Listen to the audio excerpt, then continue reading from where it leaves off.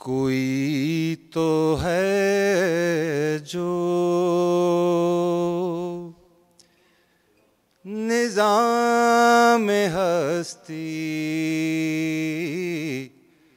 کوئی تو ہے جو نظام ہستی چلا رہا ہے، وہی خدا ہے۔ کوئی تو ہے جو نظام ہستی چلا رہا ہے، وہی خدا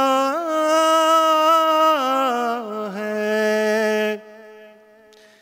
دکھائی بھی جو نہ دے نظر بھی جو آ رہا ہے، وہی خدا ہے، وہی خدا ہے، وہی خدا ہے۔ تلاش اس کو نہ کر بتوں میں، وہ ہے بدلتی ہوئی رتوں میں۔ تلاش اس کو نہ کر بتوں میں، وہ ہے بدلتی ہوئی رتوں میں۔ جو دن کو رات اور رات کو دن بنا رہا ہے، وہی خدا ہے، وہی خدا ہے، وہی خدا ہے۔ نظر بھی رکھے سماعتیں بھی، وہ جان لیتا ہے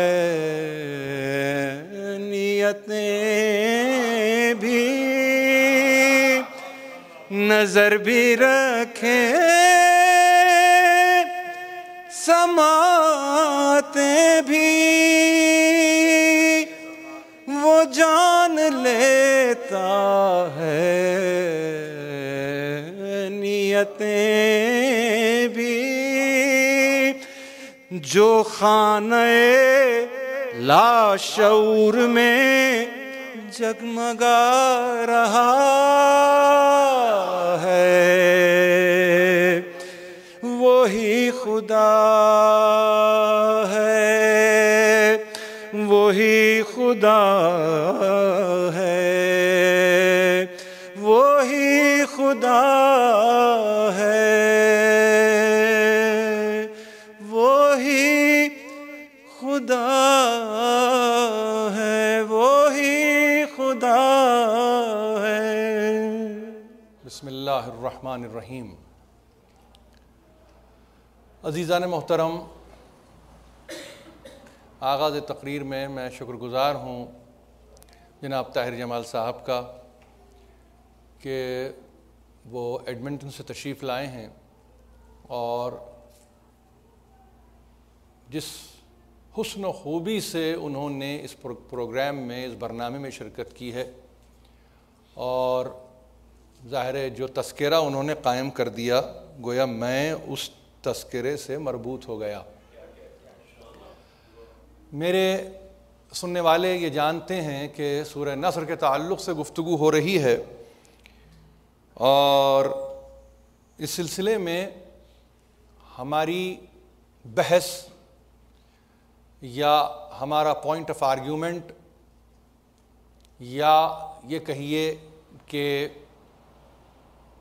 ایک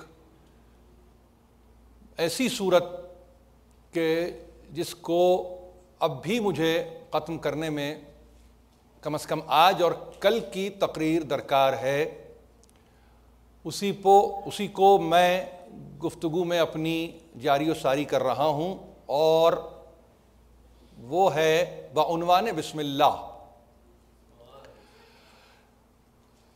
ہمارے لیے ظاہر ہے کہ جو چیز بڑی اہم ہے وہ یہ ہے کہ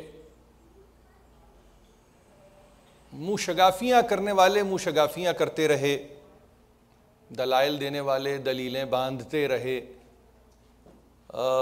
مباحث کو قائم کرنے والے مباحث قائم کرتے رہے۔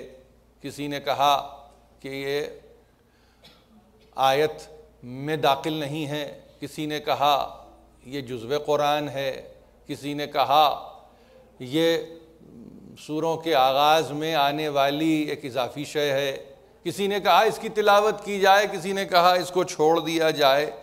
یعنی یوں سمجھ لیجئے جتنی فکریں اتنی باتیں۔ لیکن میں نے عرض کیا آپ سے، کل کی تقریر آپ کے سامنے ہے، کہ انگریزی کے ترجمہ کرنے والوں میں بڑا اہم نام میں نے لیا تھا کل، جان میڈوز راڈویل کا۔ اس کا سن وفات 1900 عیسوی، اور یہی میں نے کہا تھا کہ یہ پہلا ترجمہ کرنے والا نہیں ہے۔ الیگزینڈر راس کے بعد راڈویل، اور پھر اسی طرح سے سیلز، جارج سیلز، راڈویل، اس ترتیب میں پامر آ جاتا ہے، پکتھل آ جاتا ہے، اور یہ بڑھتے بڑھتے بات محمد شاکر تک آئی، عبداللہ یوسف علی تک پہنچی، اور ہمارے زمانے میں اب جو قرآن مجید آپ کے ہاتھ میں ہے ترجمے کی صورت میں، تو اس میں میر احمد علی کا بھی ایک نام ہے جو کہ آپ کے مطالعے کا حصہ بنا رہتا ہے۔ دیکھیے، یہ مضمون اگر ذہن میں یہ ہو کہ یہ خشک ہے تو ایسا نہیں ہے، اس لیے کہ قرآن اگر موضوع ہے تو ردب و یابس ہے، قرآن میں خشک بھی ہے اور تر بھی ہے۔ یہ فقط خشک نہیں ہے بلکہ خشک و تر ہی اس میں موجود ہے، اور اگر کسی کی دلچسپی اس سے وابستہ نہیں ہے تو اس میں میرا قصور نہیں ہے، انسان کا اپنا طریقہ ہے، اور اس طریقے پر باقی رہتے ہوئے وہ اپنے معاملات کو زیادہ بہتر طریقے سے جانتا ہے۔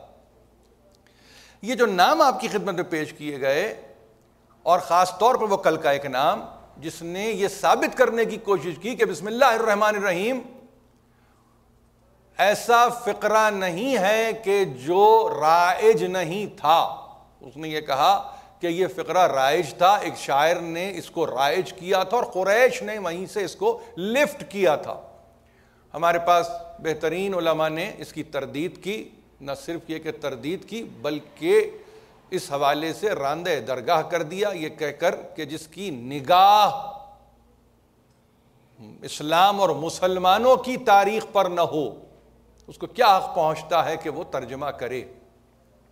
مگر اب بھی یہ ترجمہ چونکہ اولین تراجم میں ہے تو اس کو ایک اپنی تو ایک اہمیت حاصل ہے، اس سے انکار نہیں کیا جا سکتا، لیکن اس کے ساتھ ساتھ یہ کہنے کی جسارت کروں کہ جتنے فی زمانہ انگریزی میں ترجمے ہیں انہوں نے بسم اللہ الرحمن الرحیم کے تعلق سے اللہ کا نام جس کو اسم ذات کہا ہے اس کو باقاعدگی سے، فقط یہی نہیں کہ ویسے لکھ دیا، جنہوں نے لکھا وہ تو سرخرو ہو گئے، جنہوں نے نہیں لکھا انہوں نے کبھی گاڈ لکھا، کبھی لارڈ لکھا، کبھی آل مائٹی بھی کہا، یہ سمجھ کر کہ شاید یہ صحیح ترجمہ ہے اس اسم ذات کا۔ پہلی چیز جو ذہن میں رہنی چاہیے وہ یہ کہ اسم ذات کا کوئی ترجمہ ہوتا ہی نہیں، کوئی ترجمہ نہیں ہوتا، ہو ہی نہیں سکتا، یہ اس کا اسم ذات ہے۔ رب کا ترجمہ آپ کر لیجئے، اس لیے کہ خود اس نے کہا جب یہ گفتگو ہماری پہلے ہو چکی ہے، قال فمن ربکما، تم دونوں کا رب کون ہے؟ موسیٰ و ہارون۔ فرعون نے پوچھا تو اس نے یہی کہا تھا، اس نے تعریف کی تھی نا، ربنا الذی آتا کل شیء خلقہ ثم ہدی، رب وہ ہے کہ جو ہر شے کو عطا کرتا ہے خلقت اور اس کی ہدایت کرتا ہے۔ تو رب کی تعریف تو ہو گئی، ظاہر ہے کہ اس میں ذات نہیں ہے، مگر اس میں ذات کی تعریف کر دینا اور یہ کہہ کر کے کوئی کہہ رہا ہے گاڈ، کوئی کہہ رہا ہے لارڈ، اور اسی طرح سے نہیں معلوم کیا کچھ کہا گیا، مگر کوئی ترجمہ ہو ہی نہیں سکتا۔ اس پر جمہور مسلمین کی آرا نہیں، یہ فیصلہ ہے کہ اس کا کوئی ترجمہ نہیں ہو سکتا، ظاہر ہے کہ علماء میری مراد ہیں۔ اور اس طرح سے انگریزی کے ترجمہ کرنے والوں نے اس صورت کو کہ جس کو عربی زبان سے رغبت جو رکھتے ہیں اور جو نسبت بھی رکھتے ہیں، چونکہ امت محمدی میں ہیں، تو انہوں نے کہا کہ اس کی پہلے اصل کو تو دیکھو۔ اگر یہ طے ہے کہ لفظ اللہ اس کا مادہ کیا ولا سے ہے، کیا الہ سے ہے، کیا آلہہ میں کوئی نتیجہ نکلتا ہے، تو طے یہ کیا گیا کہ یہ وہ اسم ذاتی ہے کہ جس نے نکرہ کو معرفہ کی منزل پر پہنچا دیا، یعنی الہ نکرہ ہے، اس میں الف اور لام کے اضافے نے اس الہ کے الف کو پہلے تو گرایا، وہ برداشت نہیں ہو سکتا تھا وہ الف، اس لیے کہ یہ الف اور لام کو اس میں پیوست ہونا تھا۔ یہ بڑی باریک باتیں ہیں اور ظاہر ہے کہ اس کو سمجھنے کی ضرورت ہے۔ الہ کے الف کو گرایا اور الف اور لام کو پیوست کیا، معلوم یہ ہوا کہ وہ اسم ذات بن گیا، اب وہ بنا اللہ۔ اللہ یہ کون سی منزل ہے کہ جب الہ میں الف کو گرا کر اضافہ کیا گیا ال کا، مخصوص کرنے کے لیے، تخصص کے لیے ہے، کتاب الکتاب، اب مخصوص ہو گئی، بک دی بک، یہ خاص کتاب ہو گئی، یہ قواعد ہیں۔ اور الہ کا ترجمہ کرنے والے یہ کہتے ہیں کہ لغت میں اس لفظ کا ترجمہ بغیر اس کے کچھ اور نہیں ہے کہ جس میں حالت استعجاب کی ہے یا تحیر کی ہے، کوئی اور معنی اس کے نہیں ہے۔ آپ کر لیں گاڈ، آپ کی مجبوری ہے، کچھ آپ کی کمزوری ہے، کچھ آپ کے ہاں کمی ہے، لیکن اہل لغت جن کو لیکسیکوگرافرز کہتے ہیں انگریزی میں، وہ کیا کرتے ہیں؟ وہ کہتے ہیں اس کے اصل معنی ہے استعجاب، تحیر۔ اب ال جب لگا تو اس کا مطلب یہ ہوا کتنا تعجب خیز ہوگا، کتنا پرأس تحیر ہوگا، یعنی اس کا احاطہ نہیں کیا جا سکتا، اس تعجب کو اور اس تحیر کو ختم نہیں کیا جا سکتا اس کی ذات کے تعلق سے۔ کوئی ترجمہ نہیں ہے، کیفیت بتائیے، ترجمہ کوئی نہیں ہے، ترجمہ کوئی ہے ہی نہیں اس میں ذات کا، صرف ایک کیفیت ہے کہ جس کا نام آئے تو انسان کے عقول متحیر ہو کے رہ جائیں، نام آئے تو تعجب انسان کے سامنے مجسم ہو جائے، یہ وہ نام ہے۔ جیسے مثالاً میں عرض کروں آپ سے قرآن، اب لفظ قرآن ماخوذ ہے قرآ سے، جس کا مطلب پڑھنا، اس کا اور مطلب بھی ہے جمع کرنا۔ تو قرآن یعنی اللہ کا جمع کردہ کلام، جس میں اوامر بھی ہیں، نواہی بھی ہیں، محکمات بھی ہیں، متشابہات بھی ہیں، سارے امور شرعی و فرعی داخل ہیں احکام کی صورت میں، تو وہ بنا قرآن۔ اسی سے لفظ بنا قرأت. آپ کو حیرانی ہوگی صدر اول میں جب آپ کسی کو قاری کہتے تھے تو قاری بمانی حافظ کے ہوتا تھا, قاری بمانی تلاوت کرنے والے کے نہیں. یہ تاریخ ہے, یہ تاریخ ہے, قرآن سے ماخوذ تاریخ ہے جس کا تذکرہ میں آپ سے تذکرہ میں آپ سے کر رہا ہوں. اس کی وجہ کیا ہے کہ ہم کبھی لفظ پر نظر رکھتے ہی نہیں. ہم تو اس بہاؤ میں بہے جاتے ہیں کہ جس میں بہایا جا رہا ہے. بس ہمارا کیا تعلق کہ لفظ کیا ہے, لغت کیا ہے, مصدر کیا ہے, ماقص کیا ہے, مدرک کیا ہے, ہمیں کیا معلوم. لیکن ذرا سی اگر آپ نگاہ دوڑائیں تو یہ وہ قرآن ہے کہ جو صدر اول میں قاری بمانی حافظ ہوتا تھا, لیکن چونکہ وہ لحن اختیار کرتا تھا لہذا جب لحن نے اپنی دائمی صورت لی تو اس سے علم بنا, علم میں مخارج حروف. اور جب وہ علم مخارج حروف بنا تو اب اس کا ادا کرنے والا حافظ نہیں قاری بن گیا. اب وہ قاری جو بنا, جو اب اس دور میں آیا, تو وہ ضروری نہیں کہ حافظ ہو. تو آپ نے دیکھا کہ کیا ارتقائی سلسلہ رہا. قرآن قرآ سے ماخوذ, حافظ جو حفظ کرنے والا, قاری شے ظاہر ہے جسے حفظ کیا گیا ہے وہ تو اپنی جگہ موجود ہے, اور اس کے بعد وہ علم جو علم مخارج حروف بنا, ظاہر ہے کہ ایک لحن کی صورت تھی, اس نے ایک مرتبہ شکل لی. اب قاری اس دور میں حافظ کو نہیں کہتے, حافظ کے لیے باقاعدگی سے کہنا پڑتا ہے کہ یہ حافظ ہیں. آپ قاری کہیں گے تو لوگ یہ سمجھیں گے کہ یہ قاری ہے, تنہا قرأت کرتے ہیں یہ. لیکن یہی آپ ملا علی قاری, اب اگر یہ نام میں لوں اور آپ چلے جائیں بہت پہلے تو اس کا مطلب حافظ ہے. یہ قاری قرأت سے تعلق نہیں ہے جو فی زمانہ مستعمل ہے. تو یہ وہ لفظ ہیں کہ جن پر نگاہ رکھنے کی ضرورت ہے. اب کوئی اگر یہ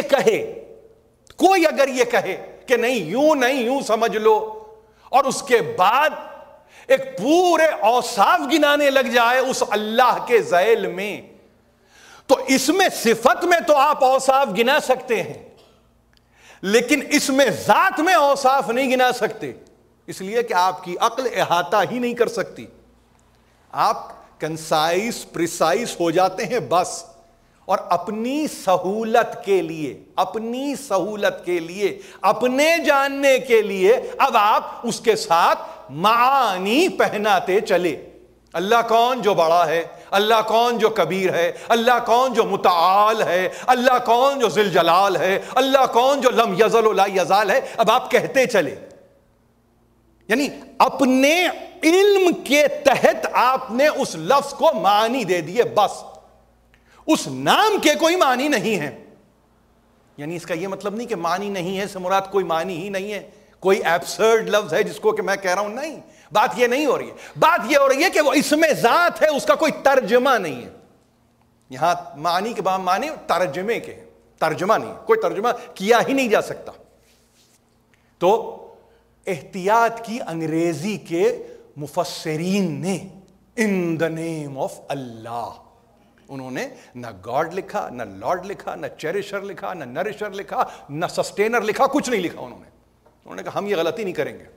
ان the name of Allah, the beneficent, the merciful. اور یہ مستعمل ترجمہ ہے بسم اللہ الرحمن الرحیم کا. اور عجیب بات یہ ہے کہ یہ فقرہ شروع ہوا, یہ آیت شروع ہوئی حرف با سے, جو عربی زبان میں 19 حروف جر کا ایک لفظ ہے. یہ ایک حرف با جس کے معنی ساتھ. با ملا اسم سے تو ملا کیا بنا, ساتھ, نام کے ساتھ, اسم کے ساتھ. اسم وہ شے جس سے کسی شے کو پہچانا جائے, یہ اسم کی تعریف ہے لغت میں. وہ کلام جس سے کسی شے کو پہچانا جائے, وہ کلمہ جس سے کسی شے کو جانا جائے, یہ ہے اسم. تو بسم جیسا ہی آیا, اس کا مطلب کیا ہوا, حروف جر میں ایک حرف اور اس کے بعد اسم. اور اس کے بعد اسم کیا ہے؟ اللہ سے حرفی لفظ ہے بے سین میم. اب آپ کی دلچسپی کے لیے ایک عجیب بات آپ سے عرض کروں، اور میں چاہتا ہوں کہ ہمارے سننے والے یہ سب پڑھے لکھے ہیں، غیر معمولی حد تک پڑھے لکھے ہیں. جو میں کہتا ہوں فقط یہ نہیں کہ یہاں سن رہے ہیں، یقیناً جا کے اس کو ٹٹولتے ہوں گے، ٹٹولنا بھی چاہیے، کیوں نہ ٹٹولیں. علم سب کے لیے کھلا ہوا ہے، دروازے کھلے ہوئے ہیں علم کے. ہمارے پاس دروازے تو علم کے بند ہی نہیں ہوتے. ظاہر ہے جس دن شہر علم یہ کہہ دے کہ میں بند ہو رہا ہوں تو علم کا دروازہ بھی کہہ دے گا کہ میں بند ہو رہا ہوں. لیکن جب شہر علم ہی کھلا ہوا ہے تو علم کا دروازہ کیسے بند ہو جائے گا؟ تو ایک نسبت ہے اور ایک تعلق ہے. عجیب بات ہے، انسان کی تاریخ میں الفابیٹس جن کو حروف آپ ابجد کہتے ہیں ان کی اصل ہے فینیشین. اگر آپ تھوڑا پیچھے چلے جائیے، یعنی پیچھے چلے جائیے اس سے مراد کیا ہوئے؟ یعنی میں کہنا یہ چاہ رہا ہوں تقریباً 1200 برس قبل مسیح کی ولادت سے، حضرت عیسیٰ کی ولادت سے 1200 برس پہلے.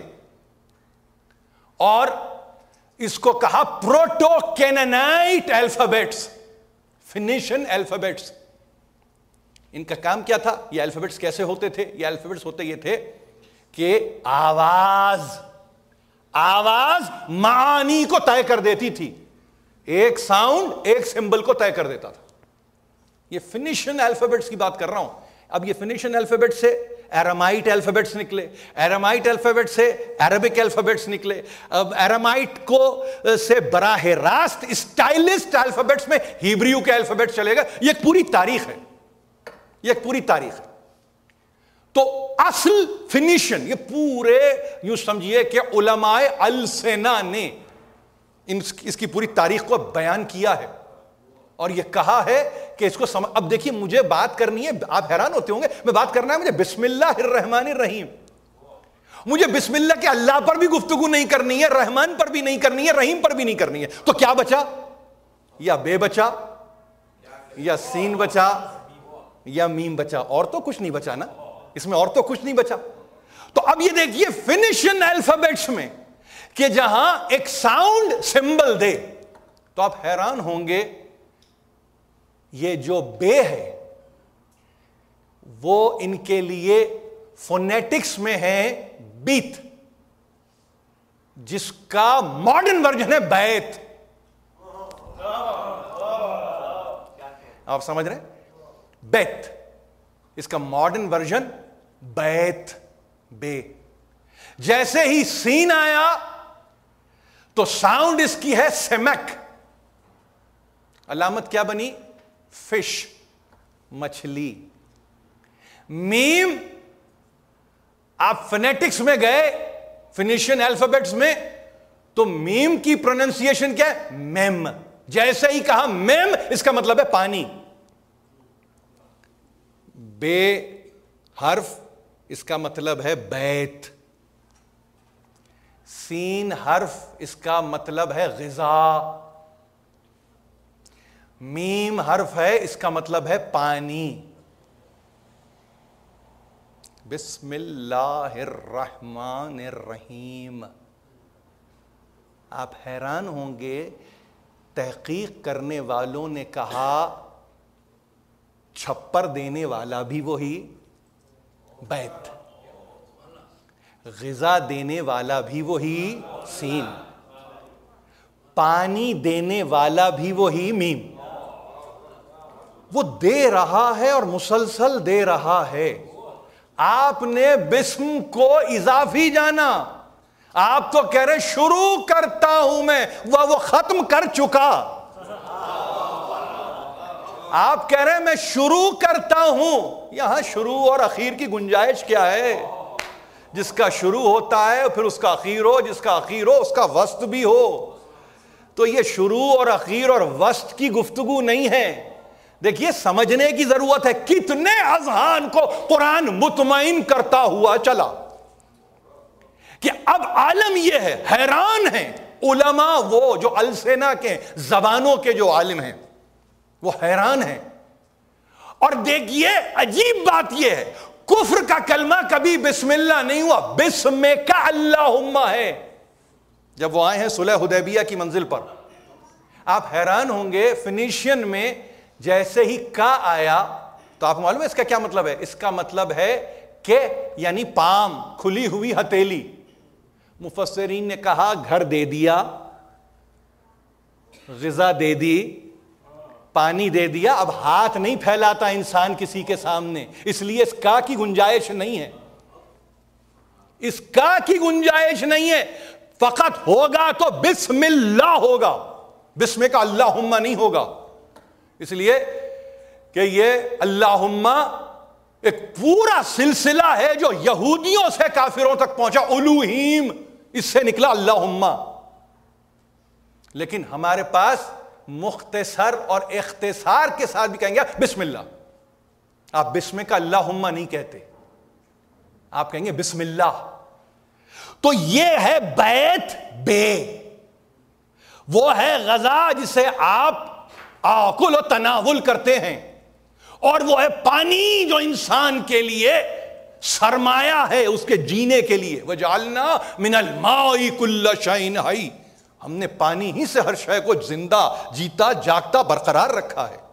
یہ پانی ہیں.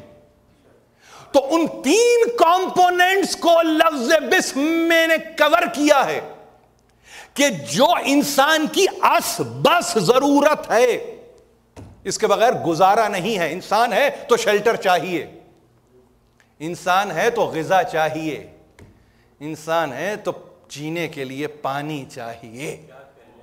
اگر انسان ہے تو یہ تو ہے، یہ تو ہے. تو اب اگر کسی منزل پر، آج کے تک اتنا ہی، کل ایک تقریر مجھے اور دیں گے آپ جس میں ہم رحمان الرحیم کے تعلق سے گفتگو کریں گے، اور پھر ہم داخل ہو جائیں گے جہاں ہمیں جانا ہے. لیکن یہ ہم اتنا مضبوط کر لیں اپنے لیے، یہ ہم سمجھیں کہ ہوم ورک ہمارا اتنا مضبوط ہو جائے کہ جس میں ہمارے لیے آنے والے یوں سمجھیے کہ معاملات آسان ہو جائیں. یہ وہ بسم اور بسم اللہ کی صورت ہے کہ کسی نے پوچھا کہ بتائیے معصوم سے، اور یہ پوچھتے ہوئے کہ بتائیں قرآن میں تو ہر شے کا بیان ہے. کہا بے شک، بے شک، مگر قرآن اختصار در اختصار کی منزل پر بھی جاتا ہے. جیسے مفصل ہے ویسے ہی مختصر بھی ہے. کہا کیا مطلب؟ جتنا مفصل اتنا مختصر. یہی تو معجزہ ہے، یہی تو معجزہ ہے. معجزہ اس لیے تھوڑی ہے کہ پھیلا دیا گیا ہے کلام. وہ سمیٹتا ہے تو آنکھ کی پتلی میں آ جاتا ہے. سمٹاؤ کا یہ عالم ہے. پھیلتا ہے تو کائنات بن جاتی ہے. تو جہاں تفصیل میں اور اختصار کا یہ عالم ہو تو پھر وہاں پوچھا اچھا اس سے کیا مراد؟ ظاہر ہے کس سے پوچھ سکتے تھے؟ اسی سے تو پوچھیں گے نا جو صاحب علم ہو، اسی سے تو پوچھیں گے نا جو صاحب فضل ہو. کوئی اور نظر نہیں آیا، ایک ہی ذات نظر آئی. ہر طبقہ فکر سے بلند. طبقہ فکر کہا ہے آپ سمجھیں؟ یہ فقہی مکاتیب کا میں نے تذکرہ نہیں کیا. ہر طبقہ فکر سے بلند اس لیے کہ وہاں تک پہنچنے کی آپ کی کوشش کرتے ہیں، وہ پھر اور بلند ہو جاتا ہے. اور وہ کوئی اور نہیں ہے، علی ابن ابی طالب علیہ السلام کی ذات ہے. کسی نے پوچھا بتائیے تو کہا قرآن سمٹے تو الحمد میں آ جائے، الحمد سمٹے تو بسم اللہ الرحمن الرحیم میں آ جائے، بسم اللہ الرحمن الرحیم سمٹے تو بائے بسم اللہ میں آ جائے. اور بے اختیار کہا، اور سنو میری پوزیشن کو سمجھنا چاہتے ہو اس تعلق سے، انا نقطہ تحت الباء، میں ہوں اس بے کے نیچے کا نقطہ.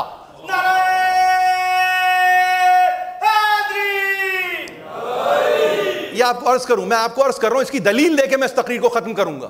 دنیا نے کہا کہ قواعد، جس کو گرامر آپ کہتے ہیں، اس کا مؤسس ابو الاسود دولمی ہے، جس کو دیلمی بھی کہتے ہیں.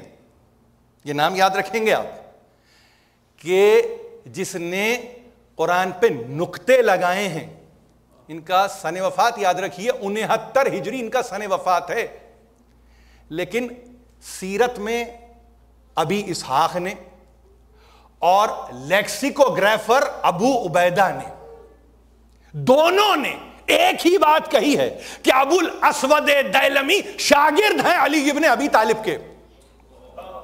تو اگر دنیا ابو الاسود کو دیکھ کے یہ کہے کہ قواعد کا ایجاد کرنے والا ہے تو استاد کو کبھی نہ بھلائیے، اس لیے کہ محسن کشی ہو جائے گی.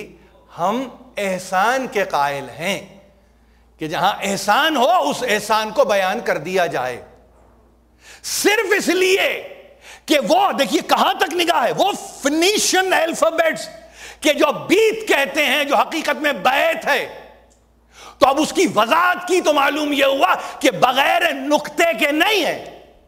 اور وہ نقطہ کیا کام کر رہا ہے؟ وہ نقطہ کام کر رہا ہے اس بیت کا نگہبان، اس گھر کا نگہبان، اس گھر کا صاحب جو اپنے گھر سے بے پرواہ نہیں ہے، جو اپنے گھر سے لاپرواہ نہیں ہے، جو اپنے گھر کے تعلق سے غیر متفکر نہیں ہے. انا نقطہ تحت البا کی منزل یہ ہے کہ یقیناً بسم اللہ الرحمن الرحیم ہے، مگر یہ گھر ہے داخلہ چاہتا ہے. اگر جاتے ہوئے رسول نے یہ کہا تھا انا مدینۃ العلم وعلی بابھا، تو ایک مرتبہ مصداق کے طور پہ اور ایک ایسی شہادت کے طور پہ بتا دیا کہ دیکھو در علم تو بسم اللہ سے کھل جاتا ہے، اس کو کہیں اور تلاش کرنے کی ضرورت نہیں ہے. یہ بائے بسم اللہ ہے، یہ وہ نقطہ ہے جو میری ذات سے منسوب ہے. اب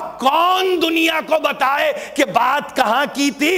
1938 میں گزرنے والے سید محمد اقبال لاہوری یہ فرما رہے ہیں اللہ اللہ بائے بسم اللہ پدر مانیے ذبح عظیم آمد پسر. خدا کو یاد کرو، خدا کا خوف کرو. بائے بسم اللہ علی کی ذات ہے جو باپ ہے تو بیٹا بھی کم نہیں ہے، بلکہ جب تفسیر کی منزل پر آتا ہے تو وہ ذبح عظیم کی تفسیر بن جاتا ہے.